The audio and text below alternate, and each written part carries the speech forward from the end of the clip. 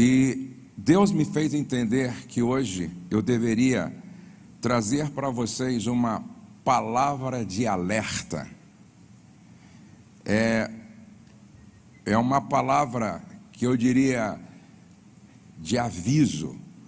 É uma palavra como que tocando a trombeta em Sião. Esse é um tempo de grandes desafios e nós não podemos baixar a guarda. Por isso eu quero chamar sua atenção para um texto que está em 2 Reis, 2 Samuel, capítulo de número 11. 2 Samuel, capítulo de número 11. Que o Espírito Santo fale aos nossos corações e que o nome de Jesus seja glorificado. Decorrido um ano, no tempo em que os reis costumam sair para a guerra, enviou Davi a Joabe e seus servos com ele, e a todo Israel, que destruíram os filhos de Amon e sitiaram Rabá. Porém, toda vez que você lê um porém na Bíblia, o que vem a seguir quase sempre não é bom. Porém, Davi ficou em Jerusalém. Nesse momento, ele estava fora do lugar, porque era um tempo em que os reis costumavam sair para a guerra. Preste atenção, é um perigo quando o líder começa a transferir responsabilidades para ficar no lugar errado. O lugar nesse momento de Davi era na guerra e não no palácio. E você não pode inverter. Quando você está no palácio, quando deveria estar na guerra, é problema. E quando você está na guerra, quando deveria estar no palácio, também é problema. A gente precisa discernir o tempo e o lugar. Verso de número 2. Uma tarde levantou-se Davi do seu leito e andava passeando no terraço da casa real. Aí ele, no lugar errado, na hora errada, viu uma mulher que estava tomando banho, como que numa cena de um filme pornográfico. Ela era muito formosa. O diabo é um psicólogo milenar que nos estuda desde o Éden. E ele sempre soube que as portas de acesso da nossa alma são os nossos olhos. E ele sempre vai colocar diante de nós aquilo que nós gostamos, aquilo que nos atrai, aquilo que nos apetece e que tem a ver com as nossas carências, tem a ver com a nossa vulnerabilidade naquele momento.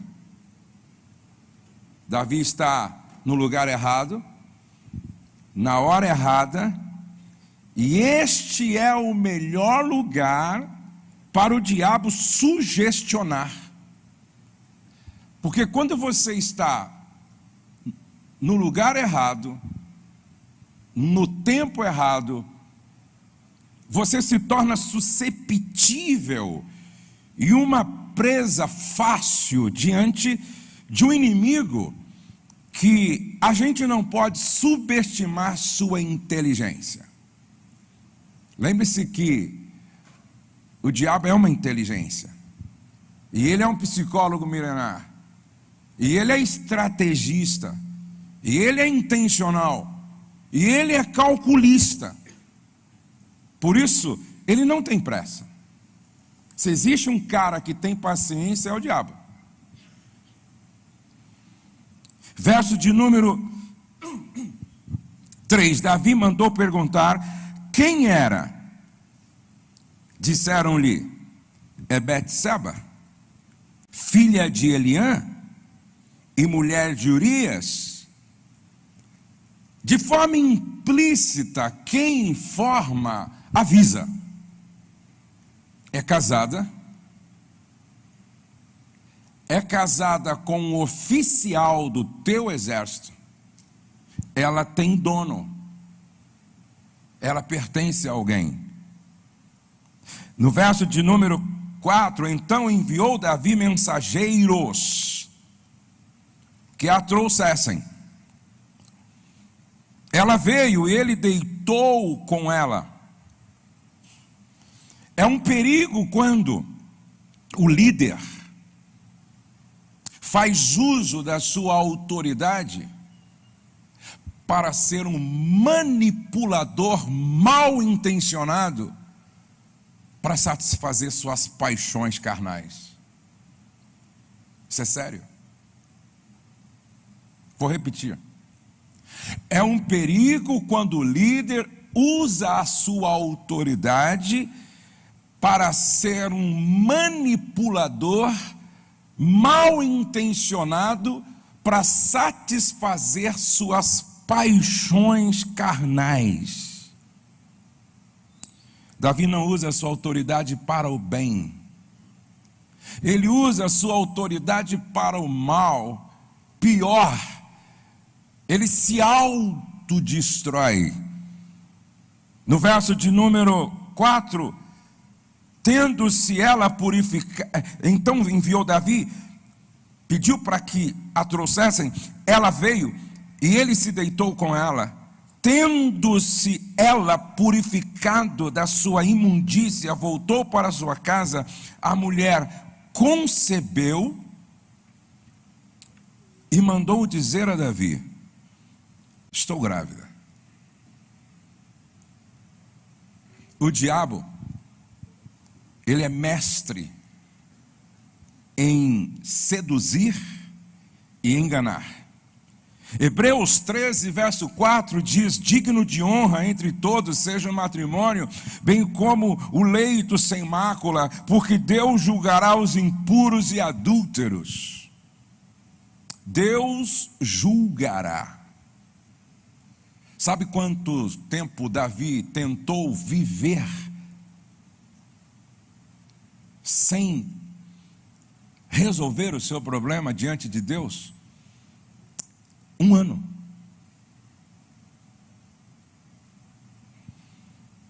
Até que Natã é enviado por Deus para confrontá-lo. E é impressionante que Dr. Pedro Calabres diz algo que nos faz refletir. Ele diz que a paixão pode ser considerada como demência temporária, porque a parte do seu cérebro responsável pelas tomadas de decisão fica comprometida, deformada. E uma pessoa apaixonada, ela perde sua capacidade de tomar decisões acertadas. Uma pessoa envolvida com a outra, principalmente emocionalmente falando, ela é capaz de fazer o que ninguém acredita que ela faria. Por exemplo, Davi manda chamar Urias, e olha como ele era intencionalmente maligno, porque ele manda chamar Urias da guerra para enviá-lo, ou seja, para fazê-lo ir para casa, deitar-se com Betseba, para que todos pensassem que a criança era dele, de Urias. Pastores, cuidado para o diabo não tomar o controle da sua mente. Pedro perguntou para Ananias: por que você deixou Satanás encher o teu coração? Em outras palavras, Ananias, por que você entregou sua mente ao controle do diabo? Você não mentiu para homens, você mentiu para Deus. Você não mentiu para homens, você tentou mentir para o Espírito Santo. A questão não é comigo, Ananias, a questão é com o Deus que você serve. Esse Deus, ao mesmo tempo que Ele é gracioso, mas quem brinca com a sua graça, essa graça pode se converter em juízo. E triste coisa é quando um líder chega ao ponto que Saul chegou, quando Samuel foi tentar interceder, dizendo: Deus, eu vim interceder por Saul. E Deus diz: até quando você vai ter dó de alguém que eu já o rejeitei?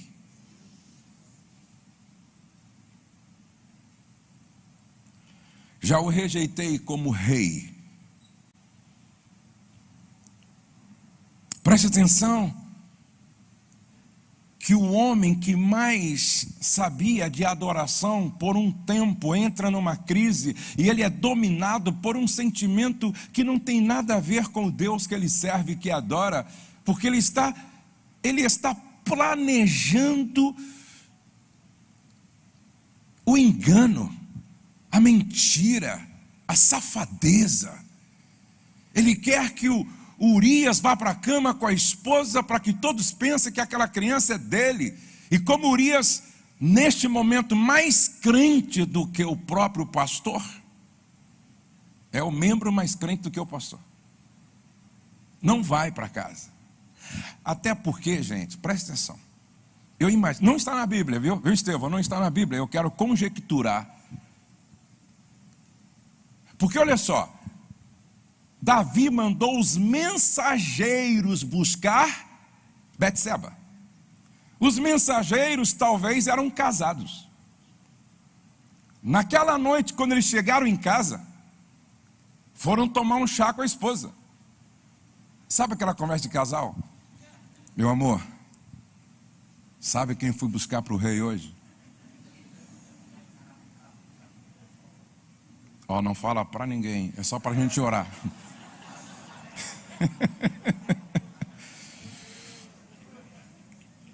Quem?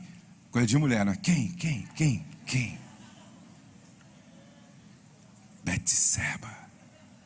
Não acredito. Sério, meu amor? Aí eram 3 mensageiros que foram buscar. 3 esposas sabendo agora. Aí, uma mandou um direct para a amiga: menina, bem que eu desconfiava da Betseba e do rei também. Aí a outra manda um WhatsApp para a amiga: ó, é para orar, hein? Depois que você lê, se apaga, porque envolve o rei. Eu acredito que quando Urias chegou no palácio, já estavam sabendo. Eu acho que alguém chegou: vem aqui, sou teu amigo, não vai para casa não. O rei pegou tua mulher e ela está grávida.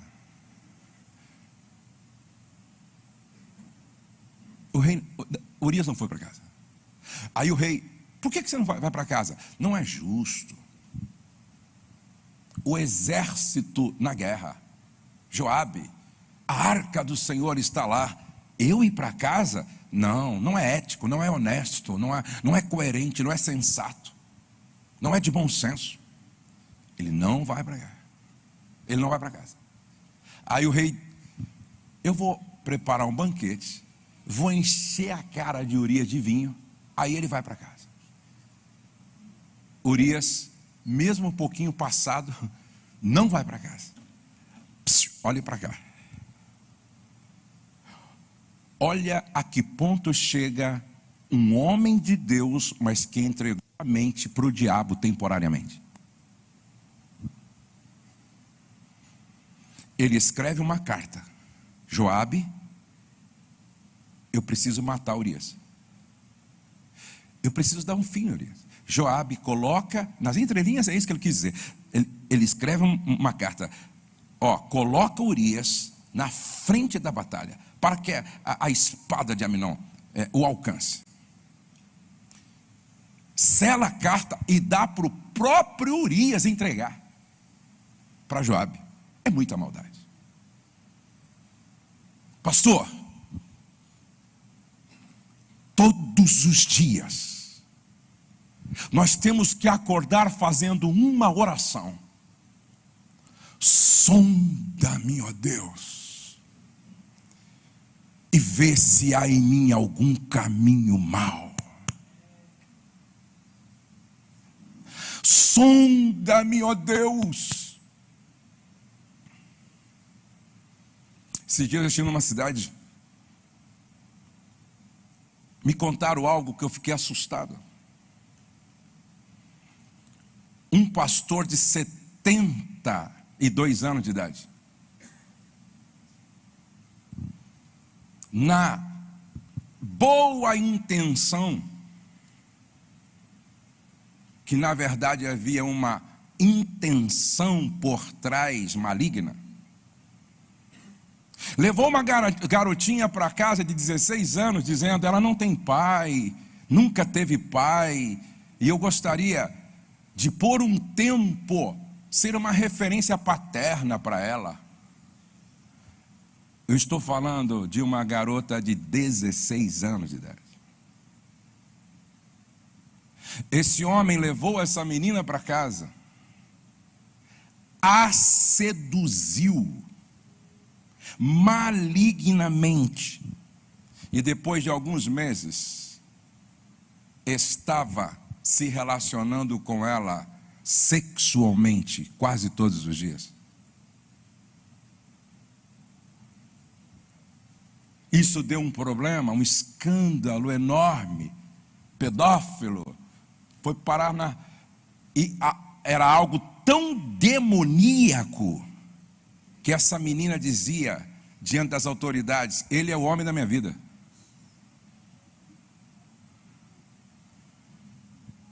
Por isso que a Bíblia diz em Provérbios 6:32: mas o homem que comete adultério não tem juízo. Todo aquele que assim procede, a si mesmo se destrói. Davi estava plantando sementes para colher os resultados da sua semeadura depois, até porque o fato de a graça propiciar perdão, ela não anula a colheita.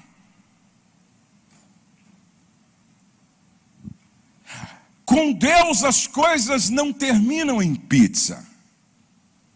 A Bíblia diz que Davi armou um plano para matar Urias. Pensou que estava tudo bem quando soube que Urias estava morto pela espada dos inimigos. Nunca se esqueça. Eu ouvi outro dia uma história muito interessante de um menino que a mãe tinha um pato de estimação. E esse menino, brincando com a bicicleta no quintal, desceu um morro assim, em alta velocidade, e atropelou o pato. Atropelou o pato e o pato morreu. O irmão mais velho viu, e ele disse: e agora? O que eu vou fazer com esse pato morto? Vou esconder da mãe. O irmão chegou e falou: vou te ajudar. Vou te ajudar. Vamos enterrar o pato. Enterraram o pato num lugar para a mãe não ver, tal. Colocaram grama em cima para ficar bem assim, escondido. Aí ele disse, o irmão mais velho disse: só que a partir de agora você vai ter que fazer o que eu te pedir, senão eu conto para a mãe que você matou o pato dela. Sou eu que varro a casa todo dia, você vai varrer para mim. Eu, vez ou outra, lavo a louça. Você vai lavar a louça para mim. Eu cuido do jardim. Você vai cuidar do jardim para mim. E esse menino começa agora a trabalhar. Lava a louça, lava a roupa, varre a casa, limpa a casa, vai na padaria e vira trabalhador. E a mãe é admirada. Meu Deus, esse menino está... Esse irmão mais velho faz o papel do diabo.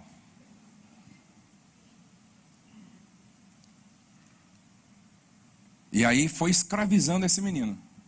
O irmão mais velho foi escravizando esse menino. E esse menino foi vivendo debaixo de um jugo. E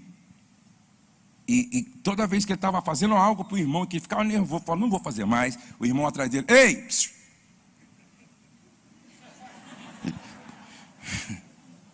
E o coração...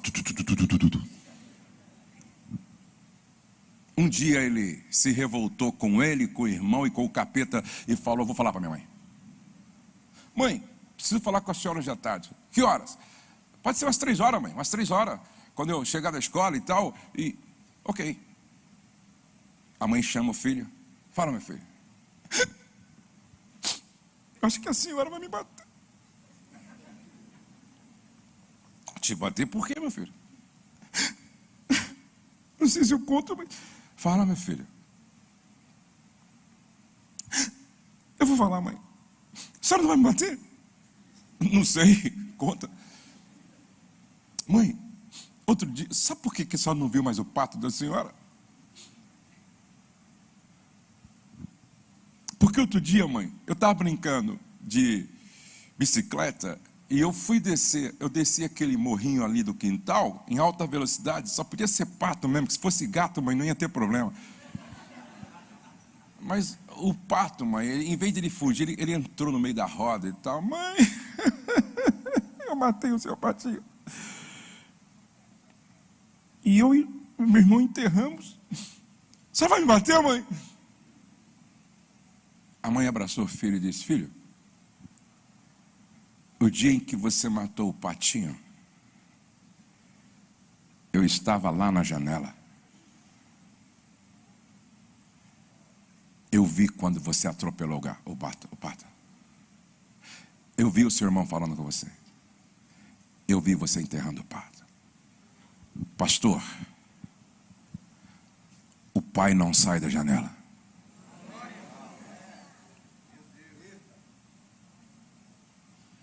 Ele viu você matar o pato. Ele viu quem está te ajudando a esconder o patinho morto. Quem tem ouvido, ouça o que o Espírito diz à igreja. Assim como aquela mãe abraçou o filho e disse, desde que você matou o pato, desde o dia, eu só estava esperando você me contar. Porque eu queria te perdoar, meu filho. Você não precisava estar sofrendo tanto tempo. Mateus 5:28, Jesus disse, eu porém vos digo, que todo aquele que olhar para uma mulher para a cobiçar, já em seu coração cometeu adultério com ela. Natã chega para Davi e diz, Davi, havia um homem rico com muitos rebanhos e um pobre homem que só tinha uma cordeirinha que tratava como filha. Chegou um viajante na casa do homem rico e em vez de ele pegar um cordeiro, uma ovelha do seu rebanho, ele foi lá e tomou a única cordeirinha do homem pobre que só tinha uma cordeirinha que tratava como filha, matou para alimentar o viajante. A ira de Davi se acendeu e ele disse, esse homem tem que morrer.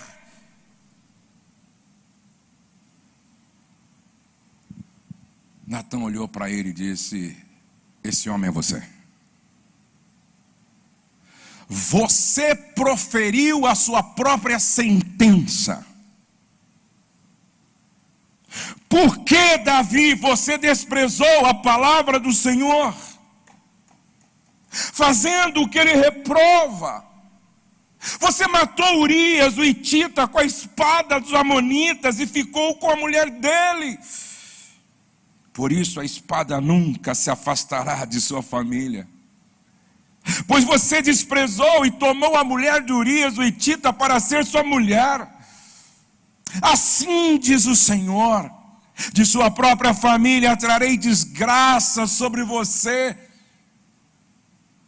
Absalão toma o poder, assume o palácio. Davi tem duas opções: fica e morre, ou foge para viver. Davi sai do palácio, foge com os seus homens, mas deixa para trás suas 10 mulheres legítimas. Aí Deus diz: tomarei as suas mulheres diante de seus próprios olhos e as darei a outro, e ele se deitará com elas em plena luz do dia. Você fez isso às escondidas, mas eu o farei diante de todo Israel, em plena luz do dia.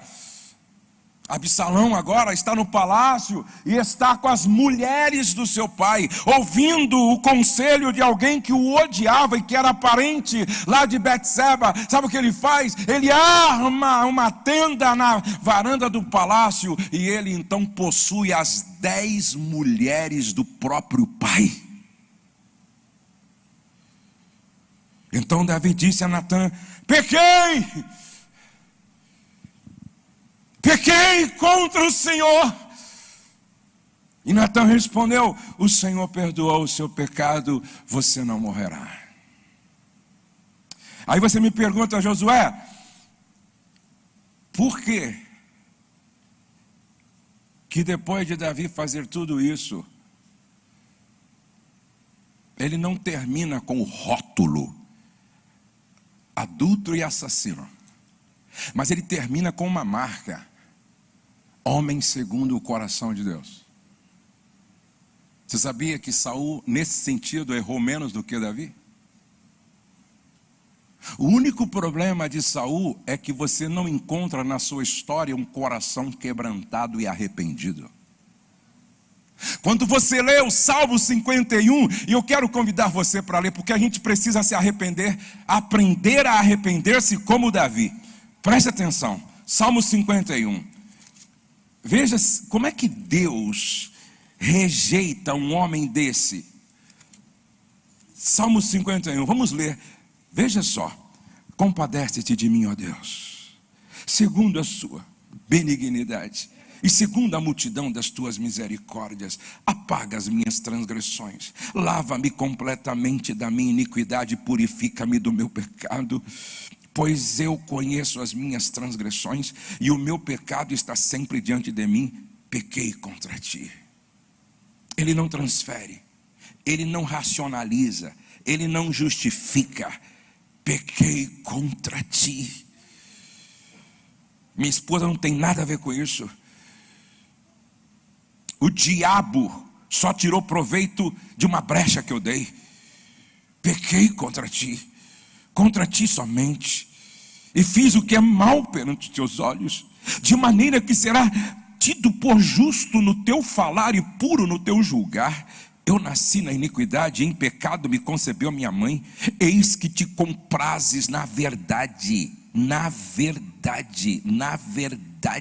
Todo adúltero é mentiroso, e todo adultério contém a presença da mentira. Parece que adultério e mentira são irmãos gêmeos que andam de mãos dadas. Eis que te comprazes na verdade. Quanto tempo Davi viveu na mentira, e agora ele está reconhecendo: eis que te comprazes na verdade, no íntimo e no recôndito me fazes conhecer a sabedoria. Purifica-me com isopo e ficarei limpo, lava-me e ficarei mais alvo que a neve. Faze-me ouvir júbilo e alegria, para que exultem os ossos que esmagaste. Esconde o rosto dos meus pecados e apaga todas as minhas iniquidades. Cria em mim, ó Deus, um coração puro, porque o meu sujou,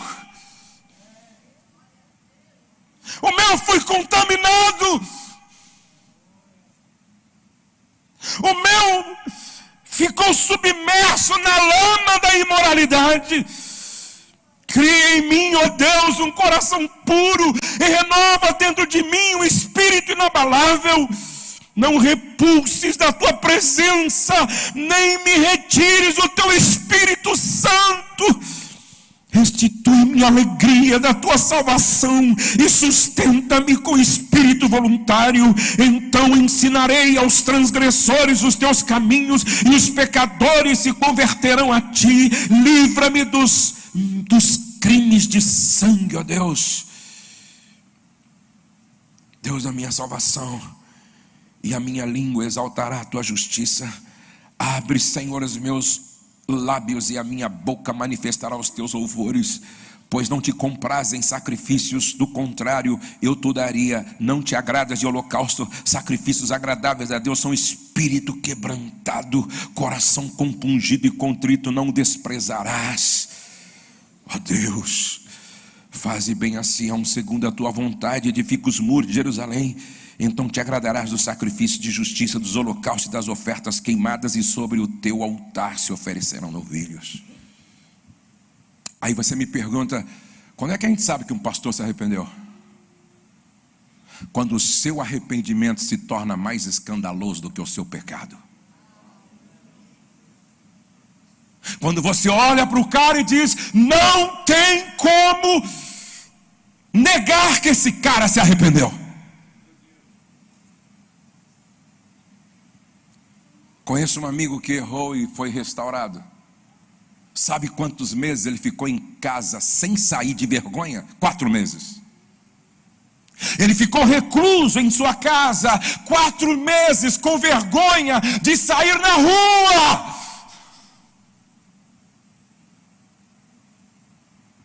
E quando ele saiu cabisbaixo. E um dia alguém o parou, ele contando para mim que esse cara meteu o dedo no nariz dele e disse, quase que eu vou para o inferno por tua causa, adúltero. Ele ficou olhando para o irmão, as lágrimas rolando. E ele disse, querido, a única coisa que eu posso fazer é te pedir perdão. Esse é Davi. Esse é Davi. Tem misericórdia de mim, ó Deus. Coloca o teu coração na minha miséria. Restitui-me a alegria da minha salvação. Não retires de mim o teu Espírito Santo. Se você duvidar pelas atitudes de que alguém se arrependeu, é porque ele não se arrependeu. Porque quando um homem de Deus se arrepende, é como Davi, ele escreve um salmo onde ele desenha o seu coração, onde ele desenha a sua interioridade. E aí, eu sei que tem muitas mulheres aqui, e eu tenho apenas 14 minutinhos, e eu acho que vai ajudar. Eu tenho uma casa de restauração de casamentos, onde eu já recebi 2.360 casais, que lá chegaram com a carta de divórcio nas mãos. 70% foram restaurados. Ô João, no céu eu vou repartir meu galardão com você.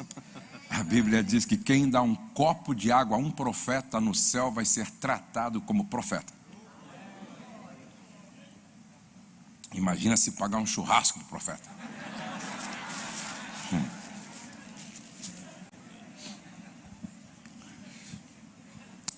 Dos 2.360 casais que eu recebi lá na nossa clínica, inclusive todos vocês estão convidados para passar 4 dias comigo lá. Quantos gostariam? Levante a mão assim, por favor. Então já faça a sua inscrição para o próximo. Eu vou deixar aqui daqui a pouco o contato da inscrição. O pastor Neto já enviou bastante pessoas para lá. O pastor Devani foi lá com a gente. E vários pastores. Se você quer passar por uma imersão, vai lá, que é tratamento de choque. Lá tem uma sala terapêutica, gente, que é uma coisa séria. Lá, nessa sala terapêutica, tem que confessar. E é muito interessante o que acontece lá. Um dia um pastor falou assim, José, eu quero uma mentoria com você, ministerial. Falei, eu estou sem tempo, vai lá no meu SOS, você conhece o trabalho, e eu te dou uma mentoria ministerial. Ele falou, pastor, não é casamento, meu casamento está legal, é pastoreio, é pastoral. Então vai lá, conhece. Depois, nos intervalos, eu te dou mentoria. Ele foi. De repente, eu vejo ele lá na sala terapêutica. No final, eu falo: Josué do céu, meu casamento estava estragado, eu não sabia. E voltou curado. Que bênção. Que bênção. 20% dos casais que chegam na clínica são pastores. Pastores de igrejas grandes, pequenas. E eu já ouvi todas as histórias que você pode imaginar. Por exemplo, eu recebi um pastor muito querido. E eu recebi esse pastor porque vários pastores me fizeram um pedido para recebê-los. A esposa se envolveu com um macumbeiro. E era literalmente falando assim, ela estava num cativeiro espiritual, apaixonada e abrindo mão do pastor, do ministério, das crianças por um macumbeiro. Por isso que você não pode baixar a guarda. Não se brinca. Estou falando, o diabo é uma inteligência e que tem muita paciência. Ele tem plano para 1 ano, 5 anos, 10 anos, 20 anos. Ele tem uma agenda. Cuidado. Agora, a pergunta que fica é: por que pastores caem? Por que esposas de pastores caem? Por quê? Eu vou dar aqui 7 causas não neuróticas do adultério. Abra sua Bíblia em Provérbios 27:7. Você deveria grifar esse versículo. Provérbios 27:7. A alma farta pisa o favo de mel, mas a alma faminta, todo amargo é doce. Diga: alma farta. Diga: alma faminta. Guarda isso. Agora, Provérbios 5 e o verso 15. Olha o que diz a Bíblia: bebe a água da tua própria cisterna e das correntes do teu poço. Verso 19: corça de amores e gazela graciosa saciem seus seios em todo o tempo. Que coisa. E tem gente pensando que é pecado. Embriaga-te, toma um porre, sempre com as suas carícias. Ô irmã, você está entendendo a mensagem?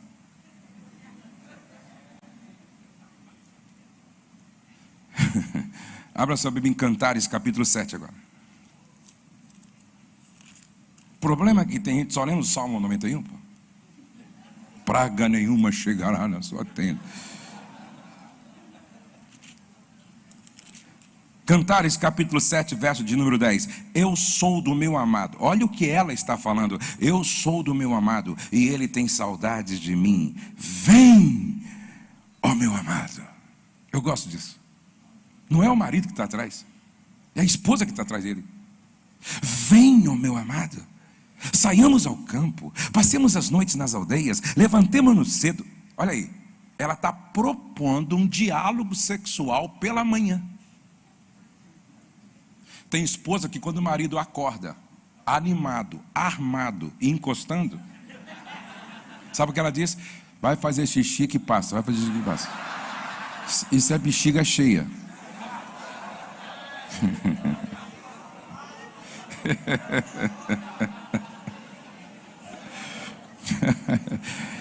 Aqui é ela quem diz: venham, meu amado, saímos ao campo, passemos as noites nas aldeias, levantemos-nos cedo de manhã para ir às vinhas, vejamos se floresce. Toda essa linguagem aqui é linguagem de excitação, é linguagem figurada para falar do platô, tempo de maior excitação que precede o coito. Levantemos cedo de manhã para ver se ir às vinhas, vejamos se as florestas, se florescem as vides, se abre a flor, se já brotam as romeiras, dar-te-ei ali o meu amor. Ela está propondo um diálogo sexual com plenitude orgástica. Gostou, hein? debaixo de uma parreira.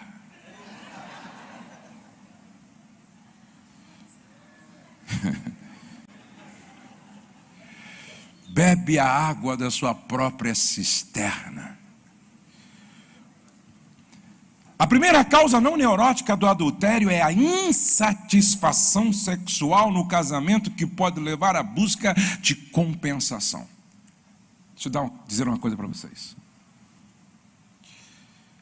O lugar mais perigoso para um pastor com carência sexual chama-se gabinete pastoral.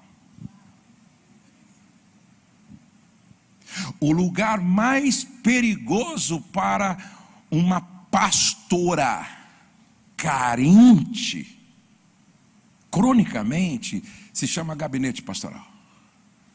A insatisfação sexual, preste atenção que a Bíblia é clara, a alma farta, assim ó,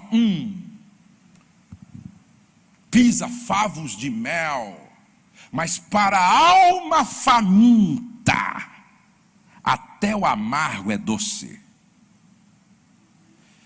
Eu não sei qual foi os pastores. Tem uma época que a gente caminhava muito perto, né? Estevão, eu, você, o Jorge, o Silas Malafaia, a gente tinha... E eu não sei onde foi que eles me contaram essa história. 10 pastores marcaram a pescaria. E eles iam ficar uns 10 dias pescando. Mas tem que levar alguém para cozinhar. Lembraram da irmã Josefina. Uma senhorinha com 80 anos, obesa, usava um coque, não representava tentação para ninguém.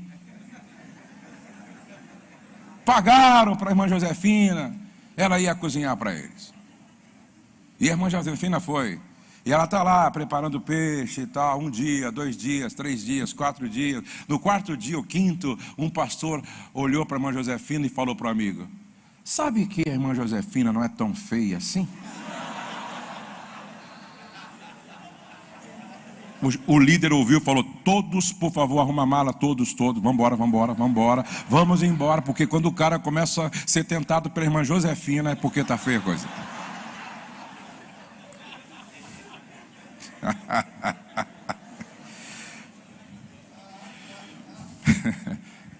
Diga: a alma farta pisa o favo de mel. O problema é que os pastores estão indo para o púlpito com a alma faminta. O problema é que a esposa do pastor está ficando em casa com a alma faminta. Eu não estou dizendo a vocês que se eu estiver bem lá em casa, em todas as áreas, eu não vou ter problema. Agora veja o que Paulo disse para a igreja de Corinto. Abra sua Bíblia em 1 Coríntios, capítulo de número 7. Veja o que Paulo diz aqui. Paulo está falando com uma igreja que vivia dentro de uma sociedade cuja cultura era extremamente promíscua, onde religião e prostituição caminhavam de mãos dadas. Dentro dessa sociedade nasce uma igreja. E agora aqueles homens que eram polígamos, bígamos e prostitutos se convertem. E Paulo recebe uma carta. Como é que fica agora a situação destes homens que viam a prostituição com naturalidade, porque havia lá até prostitutas sacerdotisas no templo? Agora eles se convertem. Aí Paulo diz no verso 4: mas por causa da prostituição, da porneia, do sexo, para obter lucro, por causa da imoralidade sexual, cada um tem a sua própria esposa e cada um o seu próprio marido. Aí no verso 5 ele diz: não vos priveis um ao outro, salvo talvez por mútuo consentimento, por algum tempo. Paulo está dizendo: tem que ser por um tempo determinado e de comum acordo. Não é assim: vou fazer 40 dias de jejum, tá? Não é assim. Estou no propósito de 1 ano sabático, sexualmente falando. Não é assim. Paulo diz: não se abstenha. E se for para se abster, entre em acordo em relação ao tempo, e que haja um motivo que justifique. E ele termina como? Ele termina dizendo assim, para novamente vos ajuntardes, para que Satanás não vos tente por causa da incontinência. O que Paulo está dizendo é: se existe uma área de grande interesse para o diabo na vida de um casal de pastores, é a sexual. Agora, é claro, a alma farta, se a minha esposa me atende, se eu atendo ela, se nós somos bem resolvidos sexualmente, aí eu saio de casa com a alma farta, minha esposa fica em casa com a alma farta, e quando eu chego na rua, acontece o que aconteceu outro dia comigo. Eu cheguei num hotel, quando eu me instalo no apartamento, eu recebo uma ligação. Boa noite. Boa noite. O senhor precisa de uma companhia? Sabe aquele favo de mel que vem em bandeja de prata? Eu disse: sai pra lá, capeta. Lá em casa o mel está sobrando. Eu não tenho um pote, eu tenho um pote cheio de mel. Ô irmã, como é que você está deixando o seu marido sair de casa? Seu marido está assim, ó, ou assim, que ele olha para os seios da irmã, que é desse tamanho, e fica assim o seio da irmã. Ele olha para a irmã que tem uma perninha assim, a perna da irmã cresce assim, ó.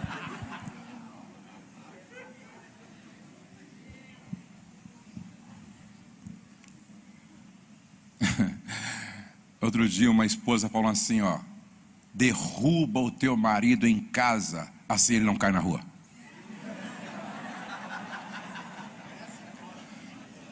Vai ter avivamento lá em casa nesse final de semana. Bebe a água da tua própria cisterna.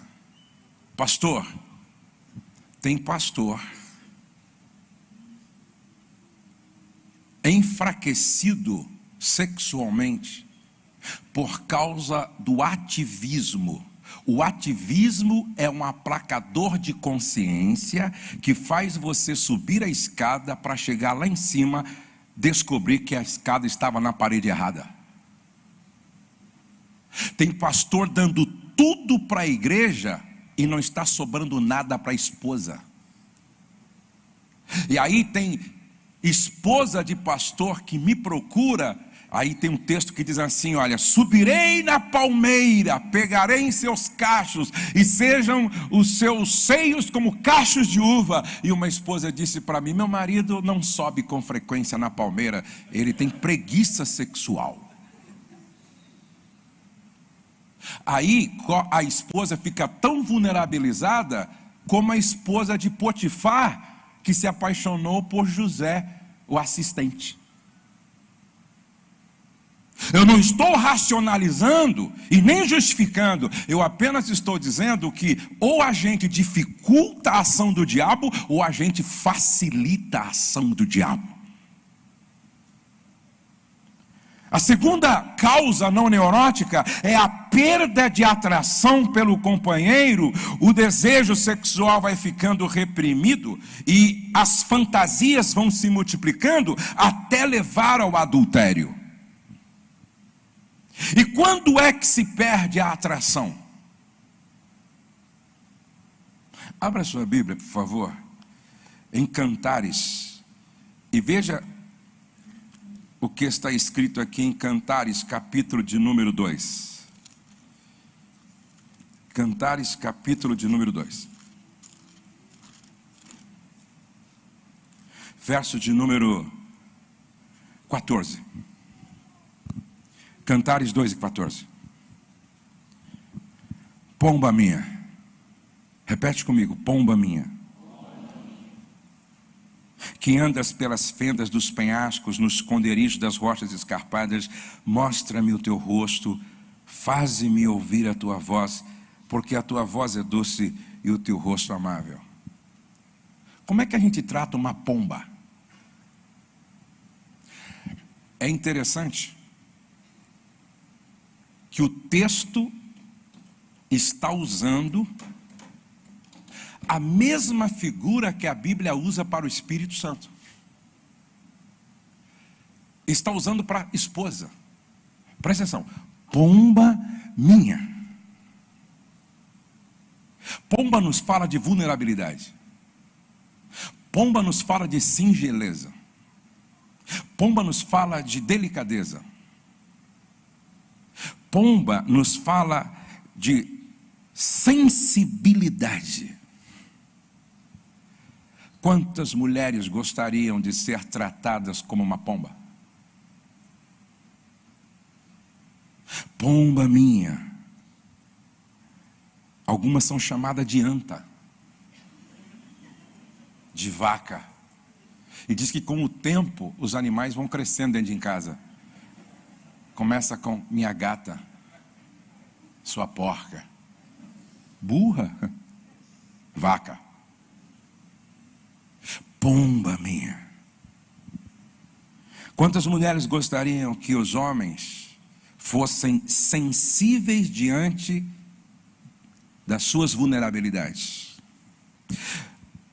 Quantas mulheres gostariam que os homens fossem delicados e protegessem como uma pomba precisa ser protegida? Você não pega uma pomba de qualquer maneira. Você não agarra uma pomba de qualquer jeito. Você não aperta uma pomba, não. Para lidar com pomba tem que ter delicadeza. Para lidar com pomba tem que ter sensibilidade. Quantas esposas gostariam de ser tratadas assim?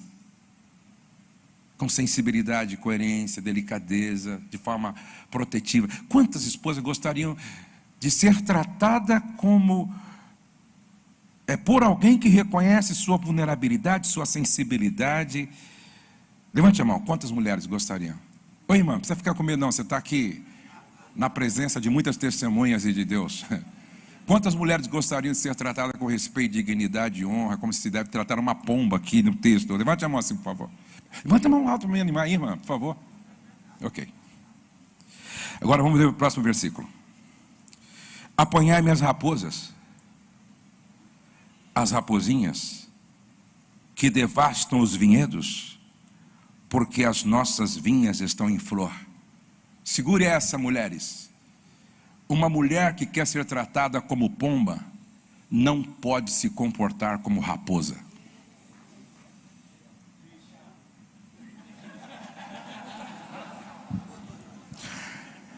Apanhai-me as raposas,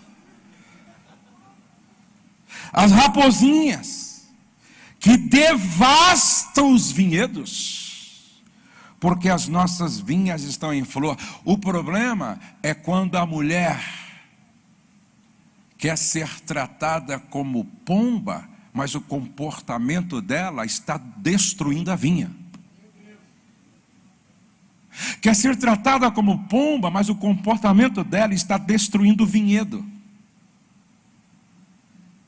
Preste atenção. Se você quer ter uma grande mulher, você não pode ser um marido ordinário. Quem quer ter uma mulher extraordinária, precisa ser um marido extraordinário. Não adianta você querer ter um grande marido sendo uma mulher ordinária. Quem quer ter um marido extraordinário precisa ser uma esposa extraordinária. E nada faz com que a gente perca a atração pelo outro, nada mais do que a desonra, o desrespeito, a desvalorização. E honrar é reconhecer o valor do outro. Terceira causa não neurótica do adultério: a excessiva absorção no trabalho, que pode produzir no outro uma sensação de rejeição e abandono. Gente, preste atenção. Ser pastor é maravilhoso. Ser pastor é extraordinário. Eu estou vivendo o melhor momento do meu ministério. São tantas as possibilidades, são tantas as oportunidades. esse QR Code aí para você falar para o pessoal assistir lá a conferência na sua igreja. São tantas as oportunidades, são tantas as possibilidades, são tantas as portas que se abrem. Se você não tomar cuidado, você vira um profeta Elias, querendo abraçar o mundo com os dois braços e caindo em depressão no deserto, fazendo as orações mais tolas: mata-me, Senhor, mata-me, quando na verdade ele não queria morrer, porque se ele quisesse era só ficar na porta de Jezabel. Ainda bem que Deus não ouve algumas orações que a gente faz.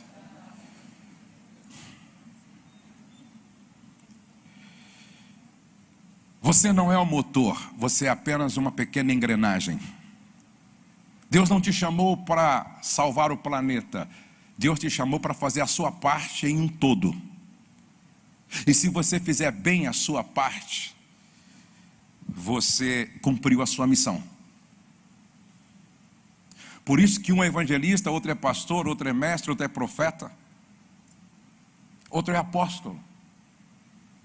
Por isso que a mão faz o trabalho da mão, a boca faz o trabalho da boca, o pé faz o trabalho do pé. Cada um de nós carregamos uma missão no corpo. E aí tem muita gente sendo roubado, se deixando roubar pela igreja.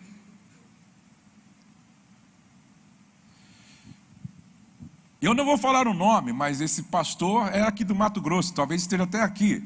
E eu vou pedir licença para ele.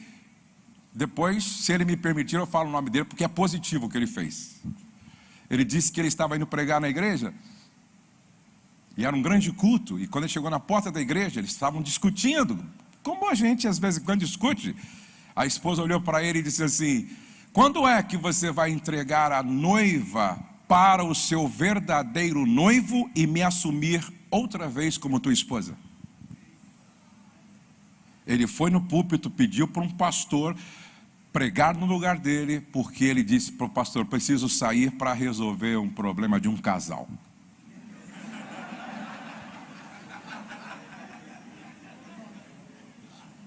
Talvez esta é a palavra do Espírito Santo para você hoje. Quando é que você vai entregar a noiva para o noivo e assumir tua mulher como esposa outra vez? Porque há muito tempo vocês estão divorciados e você não se deu conta ainda. Eu achei interessante o que disse Moody: se você não trata bem a tua mulher, eu não quero ouvir você falar de Cristo para mim. Você não entendeu nada do Evangelho. Cuidado para que a excessiva absorção no trabalho gere no outro uma sensação de rejeição e abandono. Pastor precisa ter sábado, pastor precisa ter folga, pastor precisa ter feriado, pastor precisa ter férias. Pastor precisa ter lua de mel renovada. Qual foi a última vez que você programou uma nova lua de mel? Pastor precisa parar de todas as vezes que sai com a esposa, leva um bando de diácono com ele.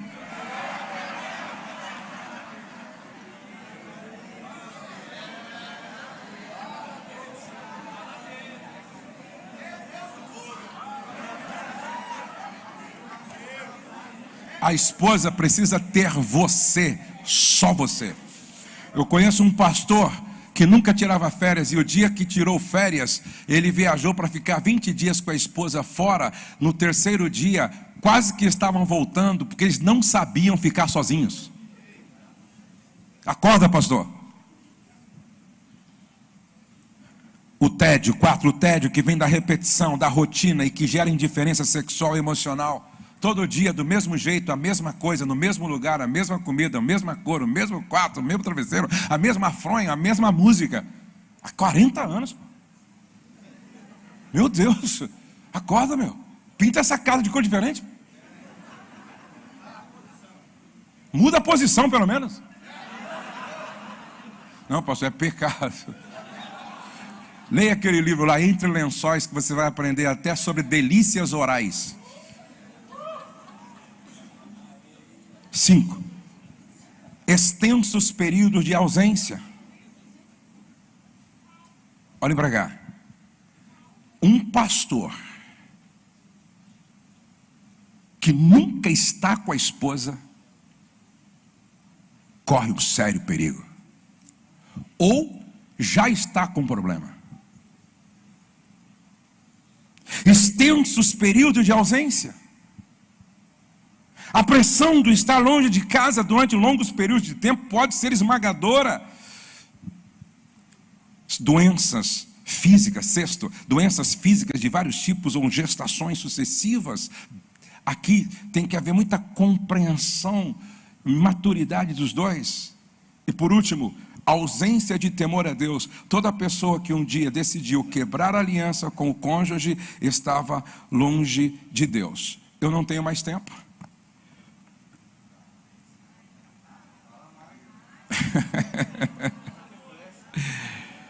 Porque eu quero fazer algumas perguntas para vocês. 12 perguntas que todo pastor tem que fazer para si mesmo sempre. A minha vida pessoal com Deus está em dia? Quanto tempo você ora todos os dias? Quanto tempo você lê a Bíblia todos os dias? Qual é a importância do seu tempo a sós com Deus? Quando o diabo assumiu o controle da mente de Davi, temporariamente, certamente, ele não estava escrevendo salmos. Ele não estava adorando. Porque quem ora não peca, e quem peca é porque parou de orar. Segunda pergunta: estou mantendo corretamente as minhas prioridades? Terceira pergunta: estou me fazendo as perguntas difíceis sobre os meus atos? O Douglas, num podcast, perguntou para mim: como ter um ministério tão longevo, mais de 30 anos, sem uma mancha? Eu disse para ele: nunca engane o homem do espelho. Porque o dia em que você mentir para você mesmo, é porque você caiu e não se deu conta disso.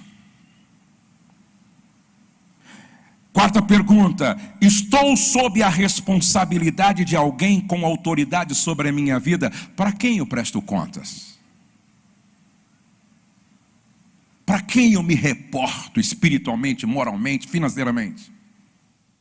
Quem é que está sobre mim? Quinta pergunta: eu sou sensível ao que Deus está dizendo ao corpo de Cristo? O que Deus está ministrando ao corpo de Cristo, eu sou sensível? Sexta pergunta: estou preocupado demais em construir uma imagem ou promover o reino de Deus? Eu estou mais preocupado em expandir o meu ministério ou aprofundar minha vida, enraizando-a em Deus? Até porque, quanto mais alto for meu projeto de vida, mais investimento eu preciso fazer na fundação. Sétima pergunta: eu sou um solitário no meu serviço para o Senhor? Oitava pergunta: qual é o meu conceito diante da minha esposa? Quando minha esposa me vê pregando, ela está glorificando a Deus pela minha coerência ao pregar aquilo que eu estou vivendo, ou ela está num diálogo interno dizendo: como pode ser tão hipócrita? Como pode ser tão mentiroso? Não há coerência entre o que ele é comigo e com os nossos filhos e com a família em relação ao que ele está pregando. Nona pergunta: o meu casamento inspira meus filhos e os meus liderados? A Rose sempre que pode ajuda mulheres que ganham bebê e não tem ninguém na cidade, ela leva lá para casa.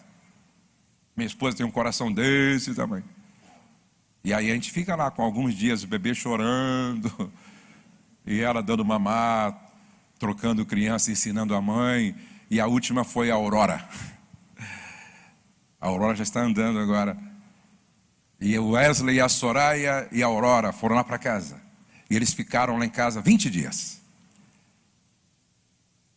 No dia da despedida, o Wesley e a Soraya, com os olhos lagrimejando, disseram: aqui, nesses 20 dias, nós aprendemos o que não aprendemos na casa dos nossos pais. O que é ser família, o que é ser casal, o valor da mesa. Obrigado. Estamos levando uma receita e nós vamos aplicar lá em casa. Se o teu casamento não inspira os teus filhos e os teus liderados, volta para casa e faça uma reflexão em que você precisa melhorar. Quantos querem passar lá em casa 20 dias para aprender sobre isso? Levante a mão. Então mude para Bragança, fique grávida.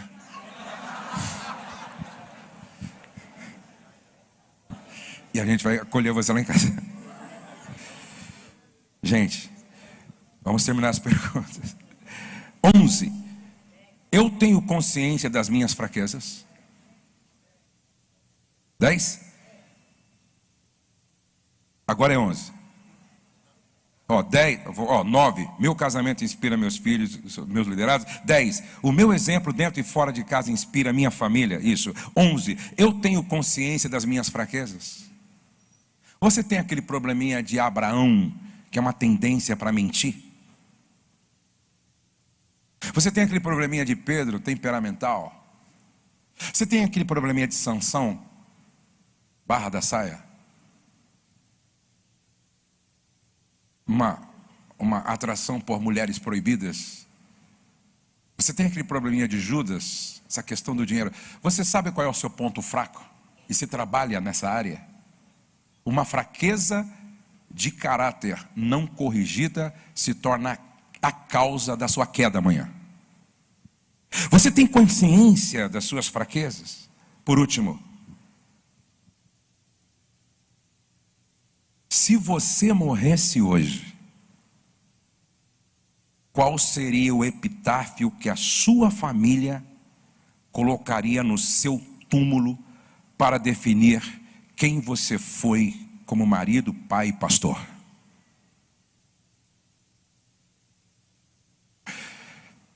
Eu já disse isso para minha esposa e para os meus filhos. Quando eu morrer, eu quero ter vivido de tal forma que a minha esposa possa colocar no meu túmulo: ele temia ao Senhor. Vamos ficar de pé e vamos orar.